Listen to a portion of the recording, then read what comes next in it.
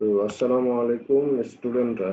আমরা আজকে প্রিভিয়াস ক্লাসে আমরা যে বিষয়টি আলোচনা করেছিলাম যে indifference curve and budget line, ওই দুইটির আলোকে আমরা কিভাবে বেস্ট অল্টারনেটিভ অপশনটা আমরা চুজ করতে পারি সেই বিষয় নিয়ে আজকে আলোচনা করব। তো আমরা যে এক্সাম্পলটা নিয়ে আলোচনা করছিলাম সেই এক্সাম্পলটি নিয়েই আমাদের আজকের আলোচনা চলতে থাকে। তো আমরা দেখেছিলাম যে লি এর ইনকাম হচ্ছে 40 টাকা, মার্কেটে রাইসের দাম হচ্ছে 2 টাকা পার কেজি এবং হুইটের দাম হচ্ছে 4 টাকা পার কেজি।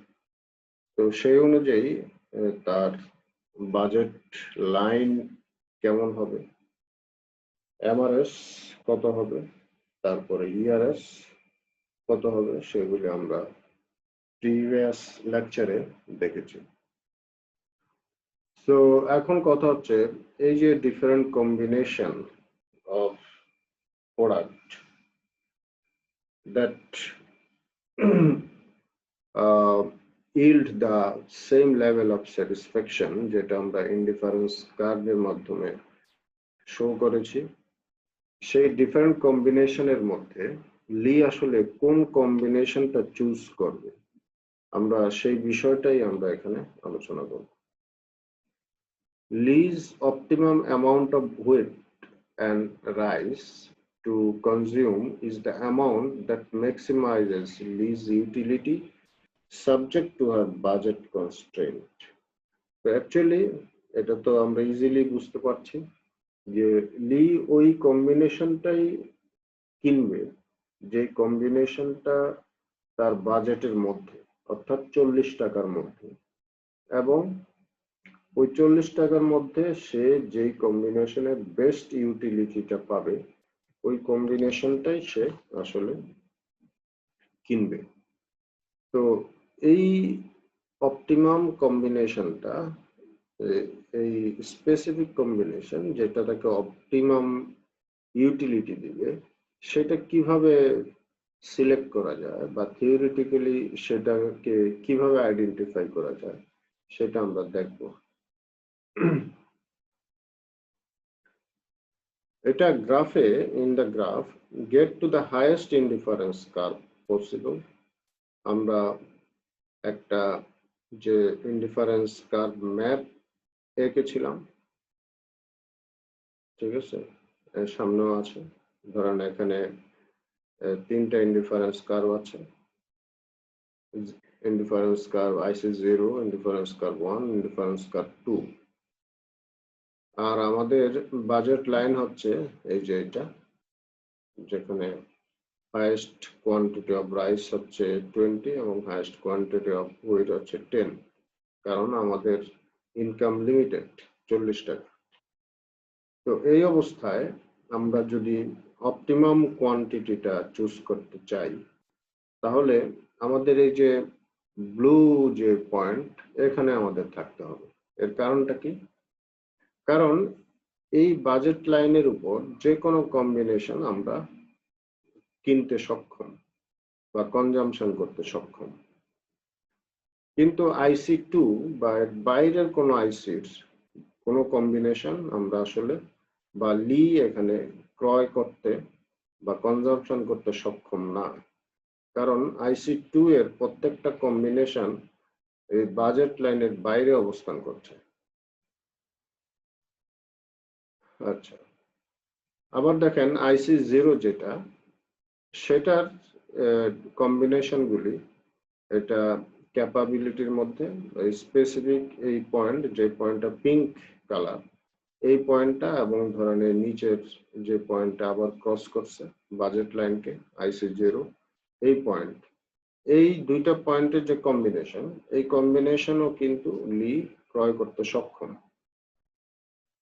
কিন্তু লি যদি এই দুইটা পয়েন্টের কম্বিনেশন ক্রয় করে তাহলে কি হবে? তাহলে যেটা হবে সেটা হচ্ছে আপনার লোয়ার বাজেট লাইনে অবস্থান করবে, লোয়ার ইনডিফারেন্স কার্ভে অবস্থান করবে। কারণ এই দুইটা পয়েন্ট যদিও সে ক্রয় করতে সক্ষম, কিন্তু এটা হচ্ছে লোয়ার ইনডিফারেন্স কার্ভ, কারণ সে সেম টাকা দিয়ে এর চাইতে বেটার ইউটিলিটি আরেকটা চয়েস কিন্তু আছে, যেটা আইসি কার্ভ 1 এর মধ্যে আছে। এবং আইসি কার্ভ 1 এর একটাই মাত্র কম্বিনেশন আছে, যে কম্বিনেশনটা সে তার ইনকাম কনস্ট্রেন্টের মাধ্যমে অ্যাচিভ করতে সক্ষম। অর্থাৎ বাজেট লাইন দিয়ে শুধুমাত্র একটা কম্বিনেশন আইসি 1 কার্ভের ক্রয় করতে সক্ষম। সো সে যেহেতু বেটার ইউটিলিটি পাচ্ছে, সে তাহলে আইসি 0 কোনো কম্বিনেশন তার চুজ করা ঠিক হবে না, কারণ সে আইসি 1 এর প্রত্যেকটা পয়েন্ট তাকে আইসি 0 প্রত্যেকটা পয়েন্টের চাইতে বেশি ইউটিলিটি দিবে। কাজেই সে যদি বেশি ইউটিলিটির কোনো কম্বিনেশন কেনার সক্ষমতা রাখে, তাহলে সে কেন লেসার ইউটিলিটির কম্বিনেশন কিনবে? সো এটা কখনোই হবে না।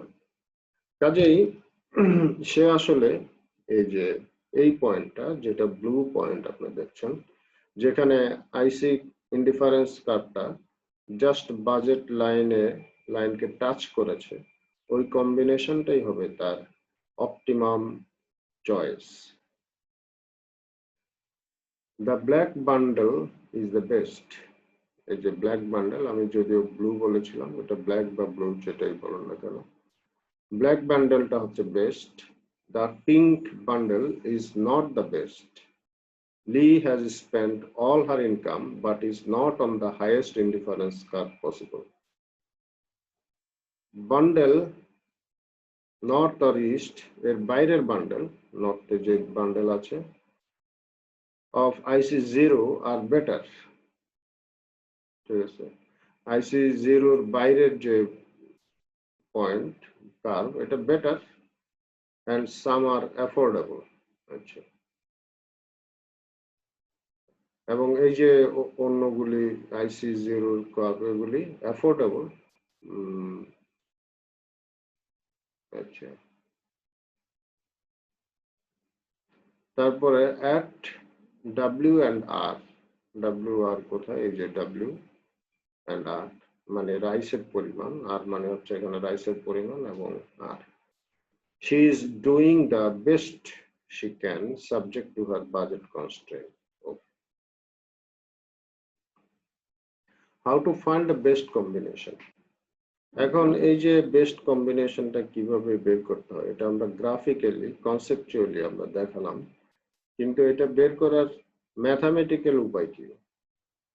Utility is maximized when the indifference curve is just tangent to the budget line। যেখানে বাজেট লাইন এবং ইনডিফারেন্স কার্ভ ট্যানজেন্ট করবে, টাচ করবে, সেই পয়েন্টটা হচ্ছে maximum utility combination. Utility is maximized when you are on the budget line and the slope of the indifference curve equals the slope of the budget line। তার মানে হচ্ছে আপনার utility maximum হবে কখন? যখন এমআরএস আর ইআরএস সমান হবে। Mrs মানে হচ্ছে মার্জিনাল রেট অফ সাবস্টিটিউশন, যেটা আমরা ইনডিফারেন্স কার্ভের স্লপ বলতে বুঝি এমআরএস, আর ইআরএস হচ্ছে বাজেট লাইনের যে slope, economic rate of substitution. এই দুইটা যেখানে সমান হবে, সেই পয়েন্টটাই হচ্ছে অপটিমাম কম্বিনেশন টু চুজ।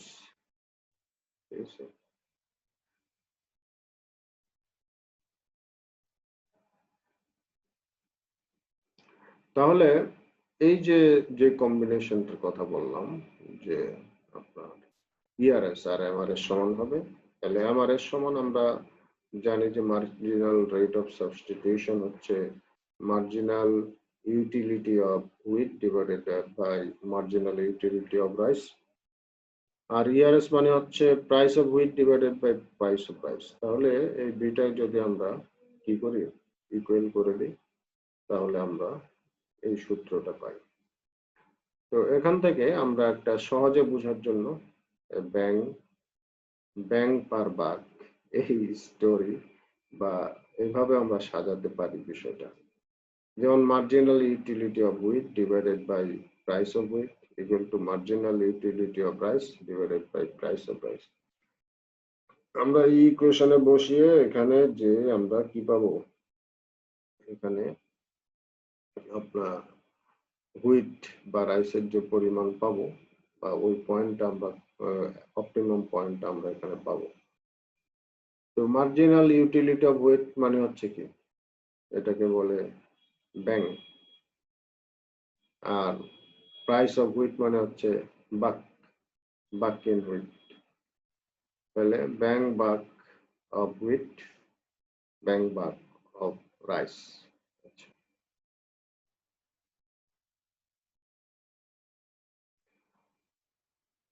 তাহলে লি এর বেস্ট কনসিডারেশনটা কি আমরা সংক্ষেপে যদি বলতে চাই, কনসিডার দ্য চয়েস, আমাদের প্রাইস অফ হুইট হচ্ছে 2 টাকা, consider the choice at price of wheat equal to 2 per kg, the point B is optimum।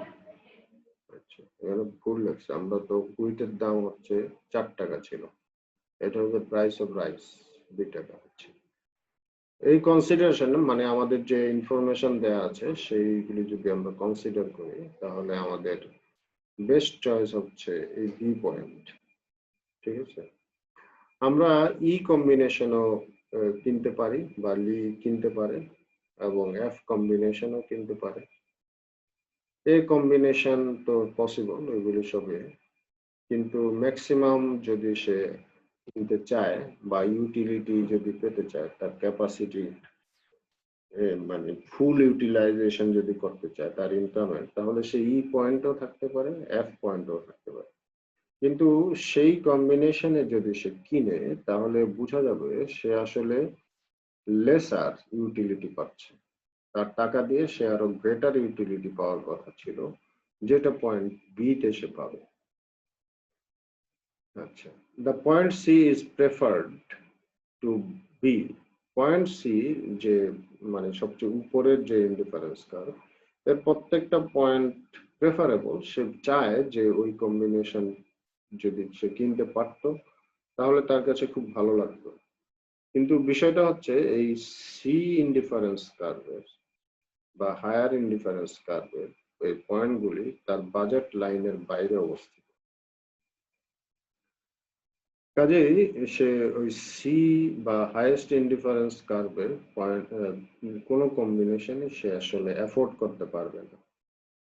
The point is feasible, but Lee prefers more wheat and less rice.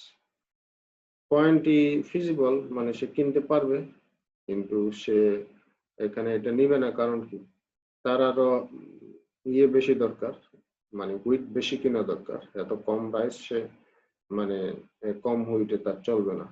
আবার F পয়েন্টে যদি কিনে সে কি করবে, সে রাইসের অভাব বোধ করবে, ফলে সে হুইট কমাই দেবে, রাইস বাড়াবে। আলটিমেটলি সে ওই বি পয়েন্টটাই তার জন্য বেস্ট পয়েন্ট হিসেবে সে সিলেক্ট করবে। এখন আসেন এই যে ইনডিফারেন্স কার্ভের একটা এক্সাম্পল দেখি, অ্যাপ্লিকেশন দেখি। এখানে একটা ইনডিফারেন্স ম্যাপ দেয়া আছে, আপনারা দেখতে পাচ্ছেন। Suppose I have preference illustrated at the right. If income, এখানে তিনটা ইনফরমেশন আমরা দিলাম যে ইনকাম হচ্ছে 16 টাকা, ফুডের দাম হচ্ছে 1 টাকা এবং শেল্টারের দাম হচ্ছে 1 টাকা।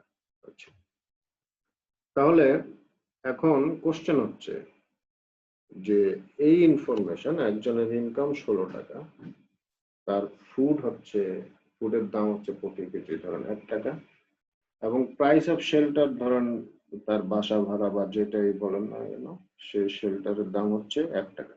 আচ্ছা, এটা ধরেন মান্থলি ধরি আমরা ধরতে পারি।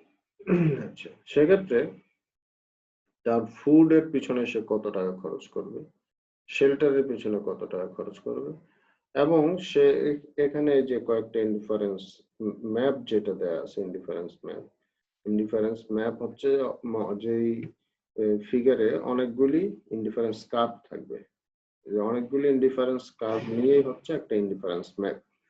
তো ইনডিফারেন্স ম্যাপের মধ্যে যেসব ইনডিফারেন্স কার্ভ গুলি আছে, সে কোন কার্ভের মধ্যে থাকবে, এটা হচ্ছে কোশ্চেন।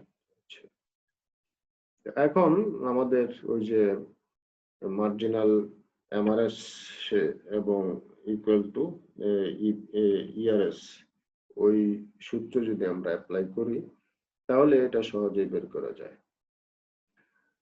দেখেন সে আসলে এই পয়েন্ট এটাই চুজ করবে, কারণ এখানে তার যে বাজেট কনস্ট্রেন্ট আছে সেই কনস্ট্রেন্ট অনুযায়ী যদি আমরা একটা লাইন টানি, এই লাইনটা আমরা বাজেট লাইন থেকে একটা লাইন তৈরি করলাম এবং দেখলাম যে এই বাজেট লাইনটা আইসি কার্ভ 4 এর সাথে ট্যানজেন্ট, ঠিক আছে, ওখানে টাচ করেছে। কাজেই আমাদের সূত্র অনুযায়ী যে তার ইউটিলিটি ম্যাক্সিমাইজ হবে যেখানে বাজেট লাইন এবং আইসি কার্ভ কি করবে, আইসি কার্ভটা বাজেট লাইনকে ট্যানজেন্ট টাচ করবে। আচ্ছা, তাহলে এই পয়েন্টে আমরা দেখি যে শেল্টারের পরিমাণ কত, 9 টাকা, এবং ফুডের পরিমাণ হচ্ছে 60 টাকা। তাহলে তার ইনডিফারেন্স কার্ভ হবে ইনডিফারেন্স কার্ভ 4, ফুডের পিছনে তার খরচ করবে সে 60 টাকা এবং শেল্টারের পিছনে 9 টাকা। তাহলে এটা কিভাবে বের করলাম, আমরা গ্রাফিক্যালি জাস্ট একটা বাজেট লাইন আঁকলাম এবং সেটা দেখলাম যে কোথায় টাচ করে। এফেক্ট অফ ট্যাক্স, এখন ধরেন বলা হলো যে শেল্টারের উপর 100% ট্যাক্স বৃদ্ধি করা হলো। তো ট্যাক্স যদি আরোপ করা হয় শেল্টারের পিছনে, আগে শেল্টারের দাম ছিল কত, 1 টাকা, এখন 100% বেড়ে গেল ট্যাক্সের কারণে, তাহলে এখন শেল্টারের দাম কত, শেল্টারের দাম এখন হচ্ছে 2 টাকা। তো এই অবস্থায় মানে সে কি কম্বিনেশনে ইউজ করবে, মানে কোন ইনডিফারেন্স কার্ভ এসে অবস্থান করবে।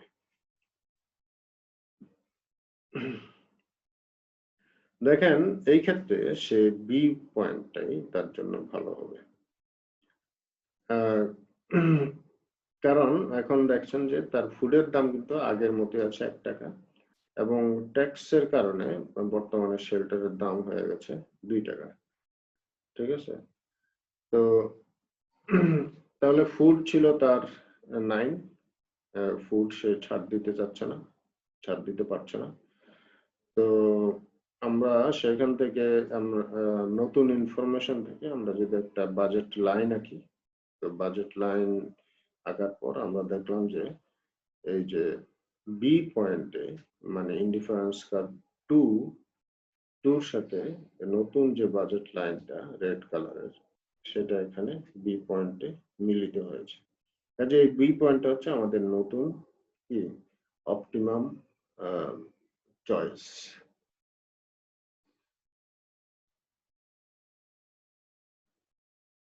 তাহলে ইনডিফারেন্স কার্ভ এবং বাজেট লাইন সম্পর্কে আমাদের লেকচার এখানেই শেষ হচ্ছে। তো আপনারা বাসায় একটু স্টাডি করবেন, যেগুলি ম্যাটেরিয়ালস আছে এগুলি আপনারা দেখবেন এবং এই রিলেটেড মানে টপিকগুলি আপনারা অন্যান্য বই থেকে পড়ার চেষ্টা করবেন। তো ঠিক আছে, সবাইকে ধন্যবাদ। আসসালামু আলাইকুম।